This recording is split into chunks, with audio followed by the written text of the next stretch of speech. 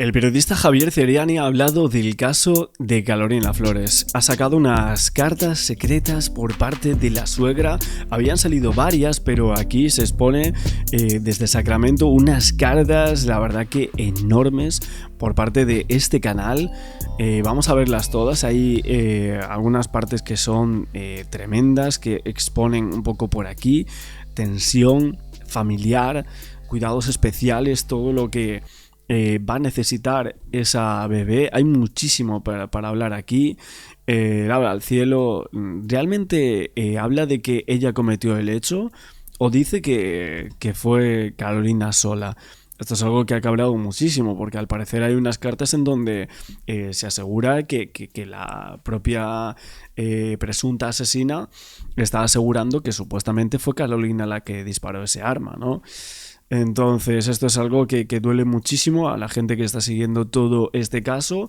Están pidiendo justicia, que no le deben dejar marchar a ella sin ninguna culpa, pero tampoco al propio esposo de Carolina. ¿Cómo es posible esto? Porque es cierto que si no arrestaron en México a esta mujer, literalmente fue gracias a su hijo.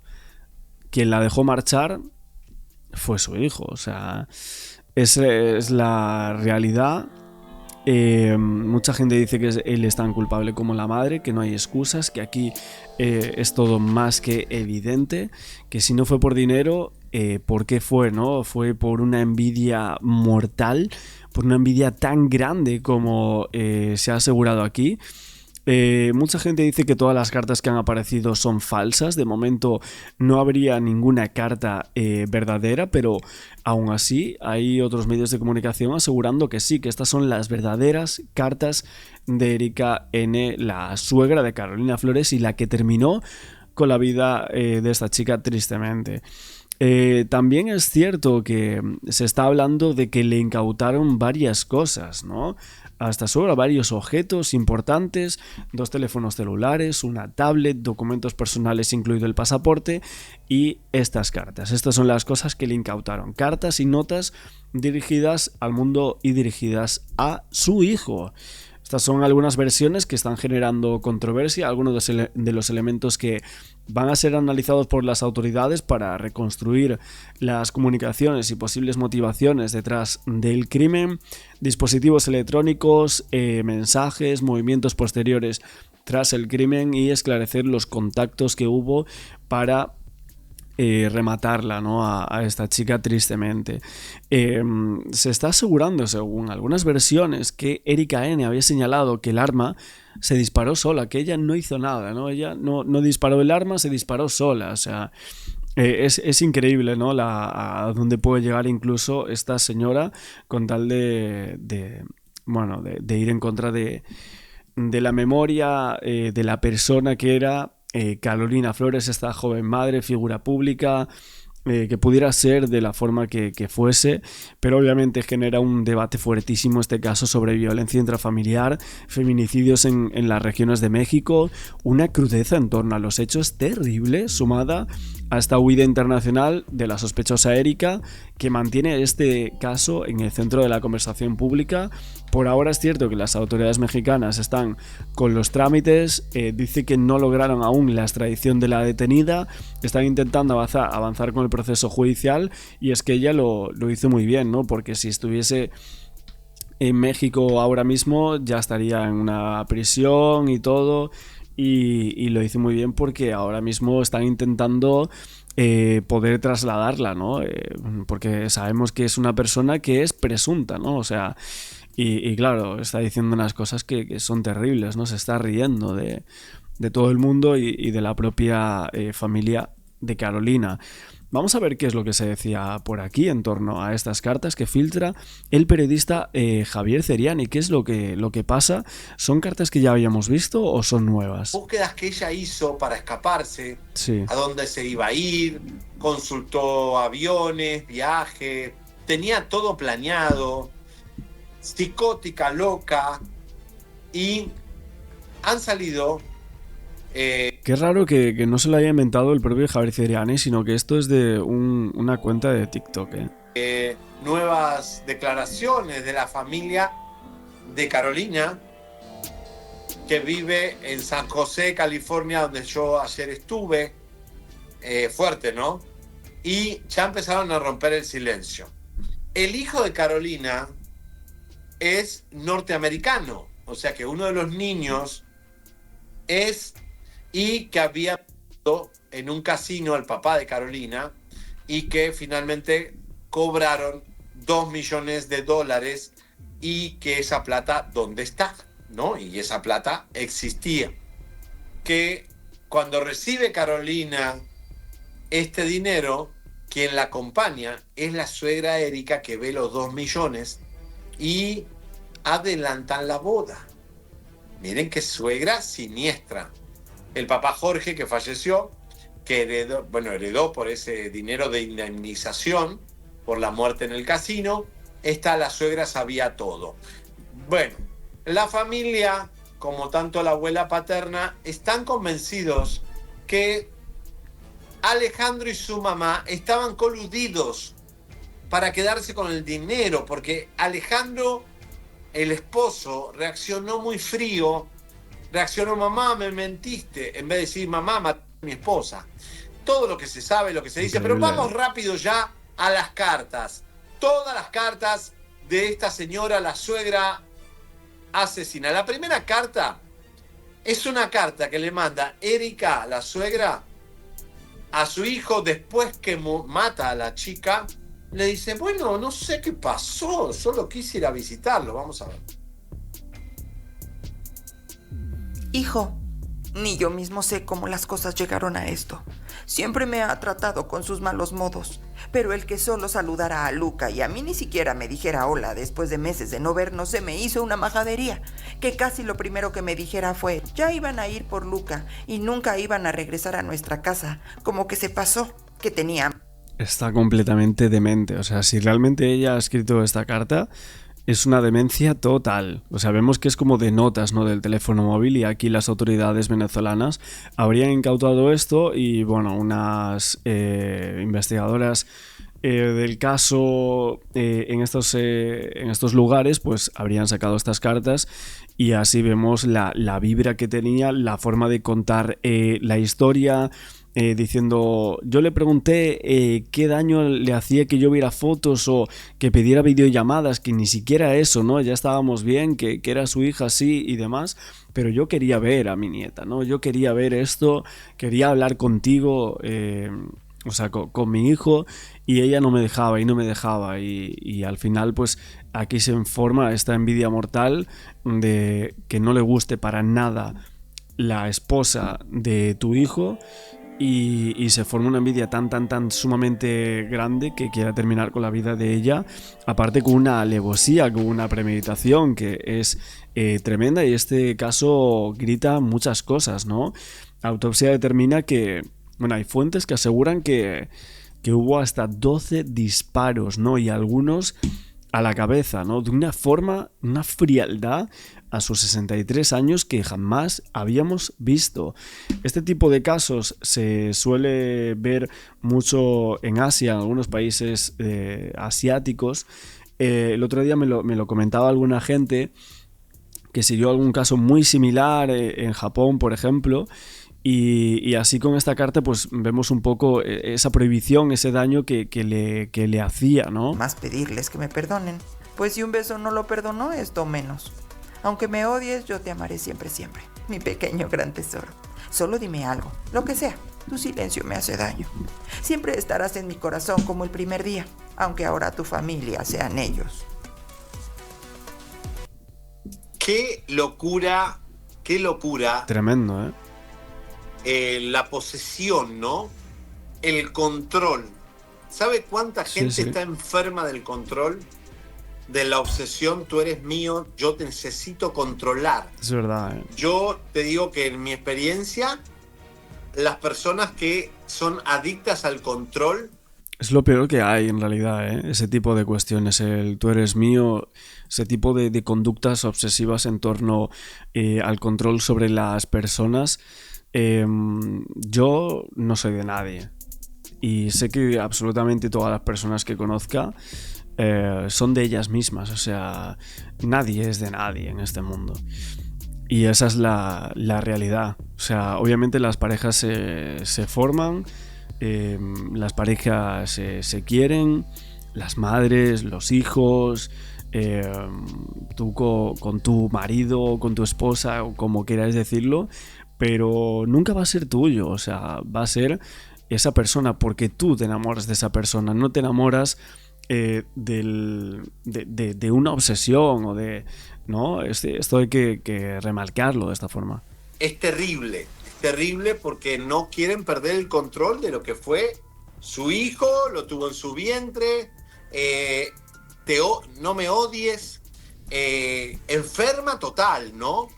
Acá se está especulando varias cosas. Una, que también habría matado al perro. Sí, que también habría matado al perro, que las balas iba para el perrito y que aparentemente Carolina...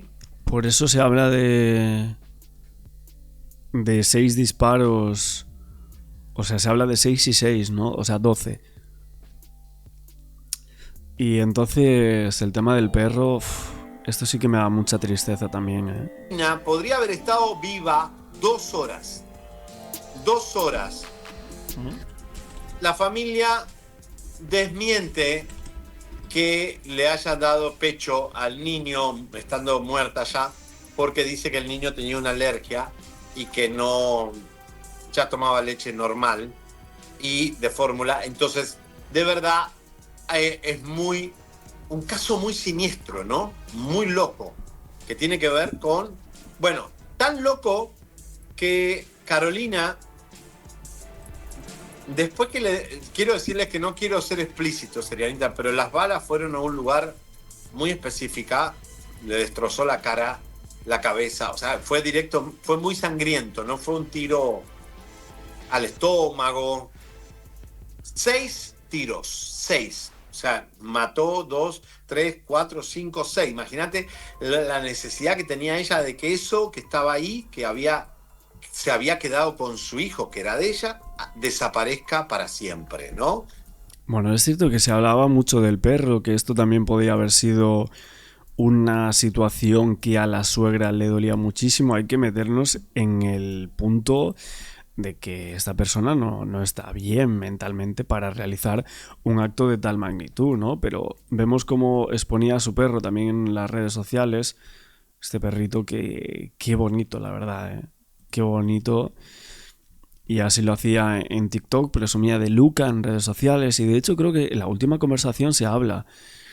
En este vídeo, publicado por estos medios, que muestra la última interacción de la madre de su marido, ¿no? De la presunta asesina, que aparentemente queda grabado, que hablan del animalito, dice, no manches, se vinieron en el carro, y dice Erika, en carro, sí. ¿Cuánto hicieron? Dice, desde el sábado. ¿Y Luca cómo se portó? Bien, andaba como medio mareado, le dice Erika. Y dice, ¿no se iba a vomitar? No, porque bajábamos para que hiciera pis y todo eso. Ahí hablaron de Luca, un perro que bueno, parece que a ella no le gustaba absolutamente nada que estuviese con ella, por eso se lo llevaba siempre y lo presumía en las redes sociales. Esto es algo que es un cachorrito que llegó a su vida aparentemente en 2023 y en agosto de 2024 ella le celebró una fiesta por su primera vuelta al sol, ¿no? Un cumpleaños de su perrijo, como ella lo describía. Y para julio del año pasado, acompañado de su propio marido, Alejandro Sánchez, le regalaron un pastel al llegar a los 2 años. Dice, te amamos, ¿no? Decía en sus cuentas de redes sociales. Esto no pasa desapercibido. Se desconoce bajo el cuidado de quién se encontraba tanto Luca como el otro perro que le pertenecían a la pareja, pero piensan que incluso podría llegar a estar al mando de su suegra, ¿no? Esto es un detalle clave dentro del caso y es que se asegura que habría utilizado a este perro como excusa, habría acudido a la vivienda de su nuera en el marco de una visita y así vemos cómo refuerzan todo tipo de alertas en torno también al perro, como comentaba el propio Javier Ceriani. Y esto de no tener culpa, Las cartas hablan de una no culpa que tienen siempre estas personas que hacen esto. Muy parecido al narcisista. En la siguiente carta, Erika le escribe a su hijo que espera que Carolina se esté recuperando en el hospital. Ella todavía, después de 6 balazos, pensaba que iba a sobrevivir. Estaba enferma, miren, escuchen. Hijo, los días se hacen eternos, las horas parecen días y todo el tiempo pensando en ese maldito instante que cambió nuestras vidas para siempre. Cuántos problemas, qué caos, cuánto dolor. No dejo de maldecirme y no me atrevo ni siquiera a rezar porque me parece blasfemio pedirle algo a Dios. Imagino avisaste a tu suegra. ¿Puedo venir para estar pendiente de Caro o por la niña? ¿No fue posible? ¿Cómo le estás haciendo solo? Yo sé que tú puedes perfectamente cuidar a Alexita, pero con tanta tensión todo es más difícil. Además, Caro necesitará cuidados especiales, que le dediques más tiempo, y por eso pensé en tu suegra. ¿O contrataste ayuda? ¿Una enfermera quizá? ¿O está hospitalizada? Dijiste se está recuperando, pero hasta ahora me llegó este pensamiento. Sí, obvio, necesitó asistencia médica, pero ¿le dieron el alta? Eleva tú al cielo las oraciones para que se recupere tu esposa y puedan continuar adelante los tres juntos, quizá más unidos que nunca. Nunca estamos solos cuando estamos en el corazón de alguien más. Tu lugar siempre ha sido en el mío, y yo era feliz con la seguridad de tener un espacio en el tuyo. Ahora ya no lo siento así. Perdóname, hijo, te lo ruego. Hijo, qué excelente noticia saber. Bueno, una locura, la verdad que suena menos creíble ya esta parte de la carta, quizás la otra un poco más, pero esta que filtra por aquí Javier Ceriani, bajo mi punto de vista se ve menos creíble incluso. Creo que tengo por aquí también el vídeo en torno al tema del perrito que mucha gente estaba comentando, qué pasó con él. La gente quiere saber qué pasó con Luca y los otros también. Le da muchísima lástima tanto los bebés como los perritos. Aquí aparecía en este vídeo de Univision, de famosos. Estos son algunos de los vídeos, ¿no?, que aparecían y que subían en las redes sociales de ellos. Un perro bonitísimo, la verdad, ¿eh? Este Golden Retriever, que fue protagonista de muchas publicaciones de Carol en sus redes sociales. Aquí habló Juliana Cortés, es cierto que decía que estaba en Ensenada con la suegra Erika Herrera, la presunta culpable del asesinato. Erika María N, ¿no?, decían. Y dijo que esto, ¿no?, que básicamente usó al perro para llegar a Ciudad de México. Lo usó como una excusa, ¿no? Y dice, aunque la amiga de la ex de la Reina Belleza aseguró que el perro está vivo, no precisa su paradero ni quién fue la persona que se quedó con él, ¿no? Este tipo de contexto y de los perros de Carolina Flores, que aquí vemos una de las fotografías con él. La verdad que muy triste también en torno a este sector del caso. A ver que va a recuperarse. He estado viviendo días de angustia por saber qué tanto daño le causé, y tú sin decir una palabra hasta hoy. Gracias por decírmelo. Lo primero que recuerdo de ese día fue todo el alboroto para entrar al edificio, para darte la sorpresa. Afortunadamente el guardia me dejó pasar y esperar en la salita, pues entre mis maletas, las de Luca y el saco de comida, así como el mismo Luca, era un caos. El guardia me hizo la seña de que venías y fue cuando solté a Lu para que fuera a tu encuentro. Y tu cara de incredulidad al verlo y haberlo reconocido por el collar fue sensacional. Después me viste a mí y solo dijiste, ¿qué haces aquí, loca? Solo un instante, mi tesoro, mi cachito y yo, abrazados entre las correas de los perros que también se estaban reencontrando. Momento que atesoraré por el resto de mi vida.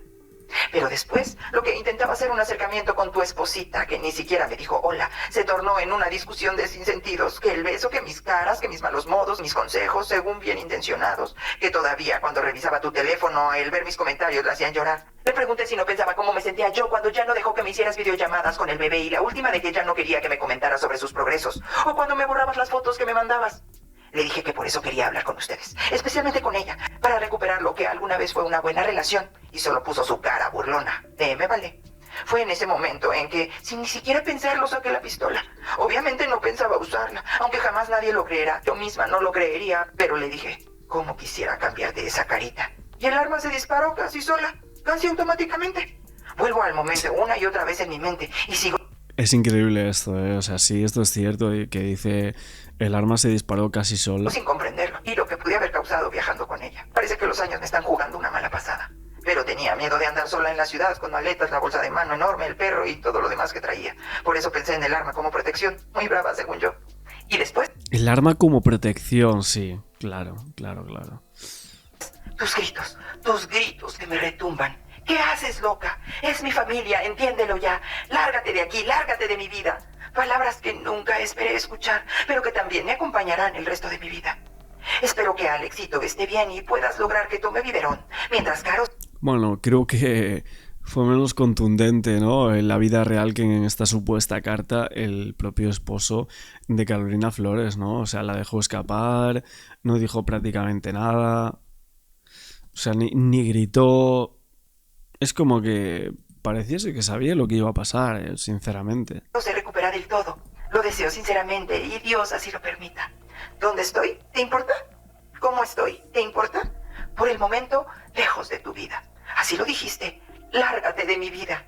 Sé que aunque Caro se recupere y no haya sido un ataque intencional, deberé responder por mi imprudencia y por los daños causados a ella. Pero ¿cómo se va a recuperar si le has metido 12 disparos y 6 en la cabeza, decíamos? Una barbaridad tremenda. Entonces no sé qué está diciendo esta señora. Si esta carta es cierta de alguna manera, ¿no? Dolor a su madre y a su familia y haberte fallado a ti. Espero puedan todos perdonarme. Volveré a casa, pero aún no sé cómo ni cuándo. Me faltan fuerzas. De todo, vida mía. Siempre, siempre. No, completamente demencial, Perdón que la ponga toda, porque psicopatía. De verdad es patético. Y a mí siempre cuando me pasan por la cabeza estos asesinatos, siempre me pregunto, esta mujer, no sé cuántos años tendrá, 60, suponete. 63, ¿no? 62 años tiene. Esta mujer vivió 62 años como una persona normal. ¿Nunca piensan eso? Esta persona iba al supermercado, esta persona tenía tal vez una empleada doméstica, tal vez esta persona tuvo un novio, tuvo hijos, fue a la escuela, fue una niña, fue un adolescente. 62 años sin desatar esta locura. Por eso hay que tener mucho cuidado con la salud mental, porque, digo, yo, por lo que a mí me ha tocado vivir de acosos siniestros y gente que se obsesiona conmigo, yo digo, yo sé que no es culpable Carolina, pero evidentemente Carolina ya le estaba poniendo un alto, ¿no?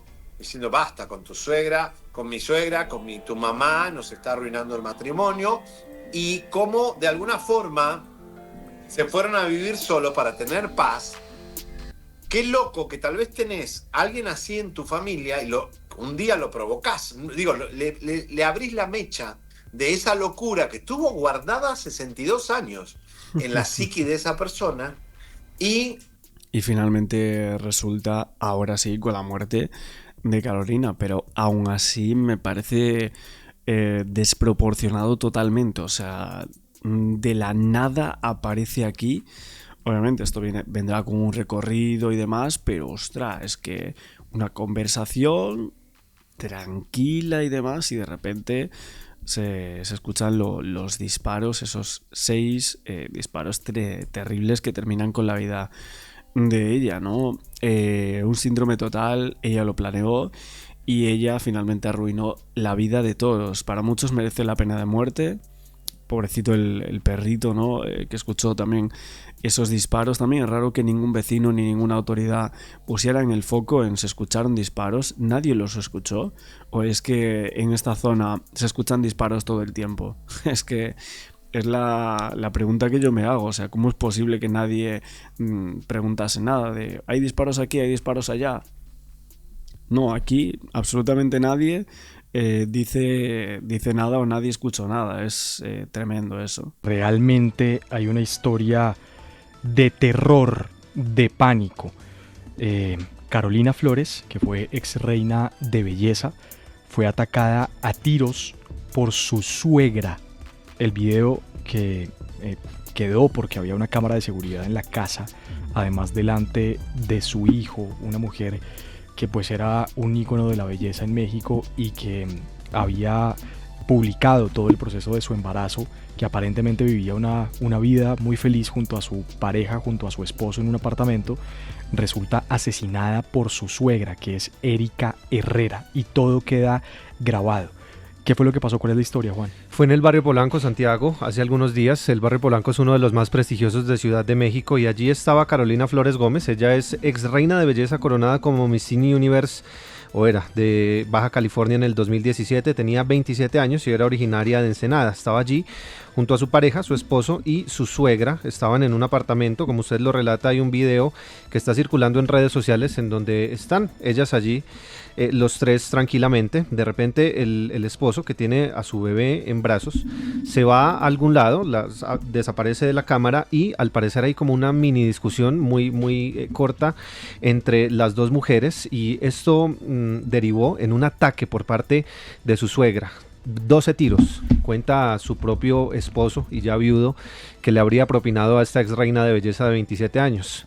Una vez él escucha estos disparos, acude a donde está su ya difunta esposa y le pregunta a su mamá, ¿qué hiciste? Escuche ese momento.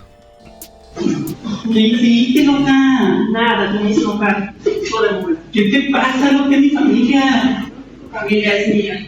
Tú eres mío y ella es tu.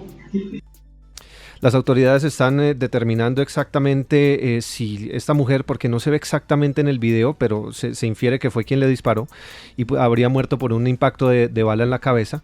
Y después el hombre llama a la mamá, es decir, su suegra, la mamá de la difunta, y le cuenta de manera casi que en tiempo real, mi esposa, su hija, acaba de fallecer debido a estos impactos de bala, y él mismo es quien acude momentos después a la fiscalía para denunciar el asesinato de su esposa y denunciar a su mamá, por supuesto. Es un hecho totalmente escabroso, una tragedia que sucedió en México. Y lo que le es dice... una tragedia, perdón, pero eso fue algo totalmente premeditado. ¿Qué hace una señora con una pistola en una casa donde hay un niño visitando a su hijo y a su nuera? No, es decir, por supuesto, totalmente, pero, sí. Eso no es una discusión que tuvieron ahí. Ella lo había pensado y pues es una señora que tiene problemas mentales, claramente.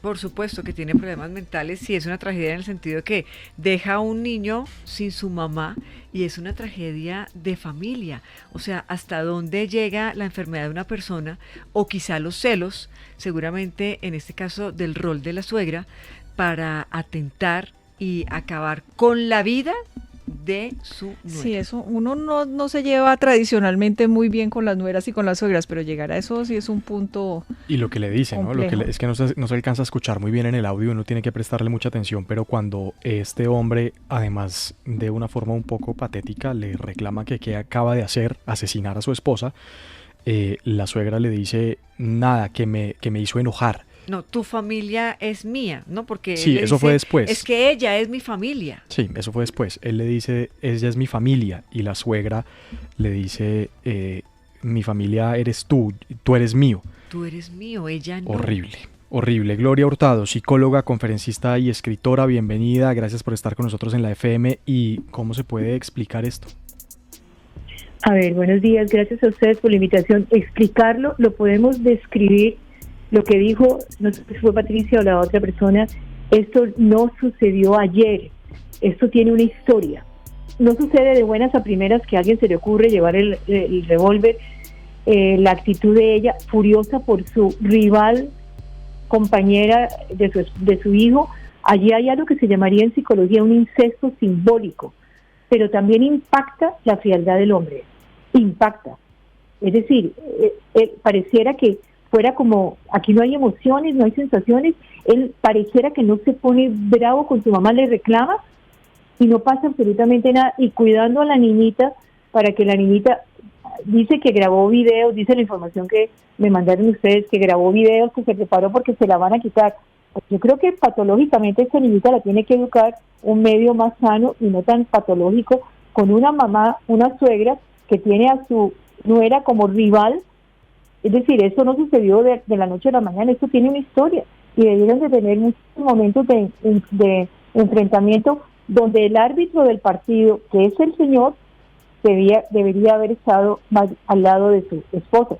Pero él dice con una frialdad, se deduce de la lectura, mamá, ¿qué hiciste? A ver, y la señora luego le dispara, no un tiro que uno dice un accidente, es que le dispara el revólver.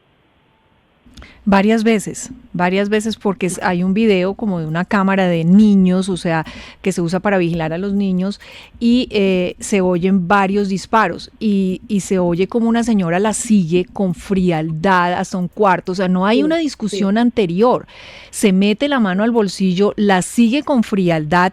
Claramente esto es, me imagino que el producto de una cantidad de problemas que habían tenido, de enfrentamientos, de diferencias que habían tenido en el pasado la suegra y la nuera. Con una falta de arbitraje. Es que me parece que es muy importante que no solamente son las dos mujeres. El árbitro o en una relación cuando hay un hombre y una mujer y una suegra del lado del hombre o del lado de la mujer, la falta de arbitraje, de equilibrar cuál es mi prioridad, esa es importantísima porque ayuda a organizar el sistema familiar, pero a él se lo ve relativamente, se lo intuye, estamos deduciendo de un escrito, se lo intuye cobarde, plano, es decir, le da lo mismo, acaban de matar a su mujer, su mamá, ¿cómo fue el arbitraje de las relaciones durante todo el tiempo? ¿Él de qué lado está? Acuérdate que nosotros en Colombia tenemos una frase lapidaria, que dicen muchas veces las abuelas o las mamás o las suegras, primero conociste mamá que esposa, que es una frase tenaz y es la generadora de cualquier cantidad de problemas. Doctora, ¿cómo no pasar el límite? ¿Cómo realmente contenerse y aprender a identificar entre un amor verdadero de una madre hacia un hijo y un amor enfermizo, incesto al que usted hace referencia? A ver, hay una cosa muy importante y muy impactante, y es que la nueva pandemia se llama enfermedad mental. La nueva pandemia es enfermedad emocional.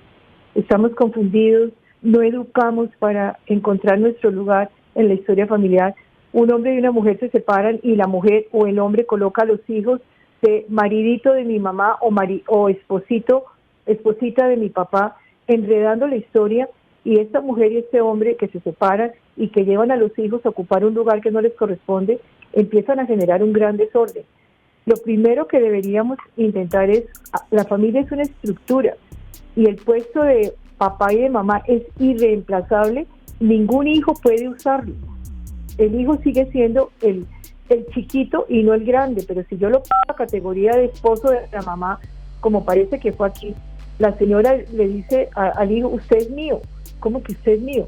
Allí hay una patología muy grande, y si su mamá está enferma y uno la empieza a sentir enferma, pues uno tiene que poner límites para protegerse, porque se puede llegar a una situación de estas sin darnos cuenta, así como se dice, songo, sorongo, vamos llegando a una situación patológica sin poder medir las consecuencias.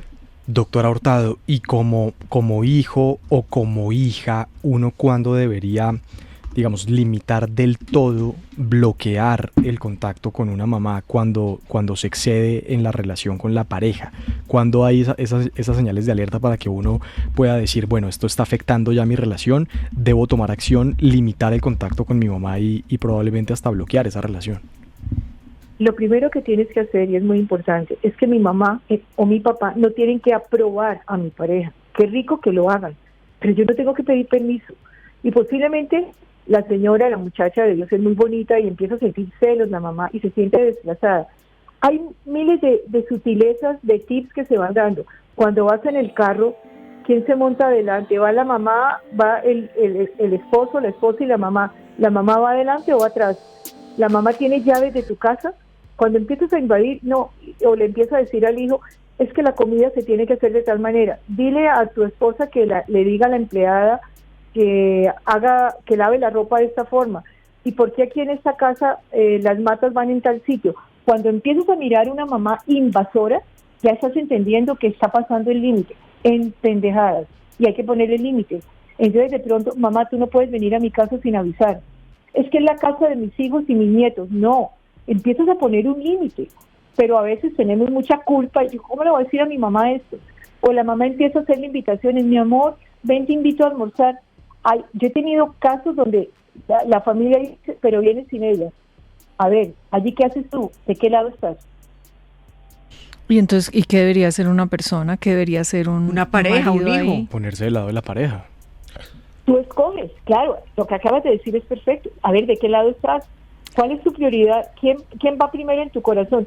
En las prioridades no hay necesidad de contestarlo en público, pero si en el fondo de mi corazón mi mamá va primero que mi esposa, yo nunca he salido de esa casa.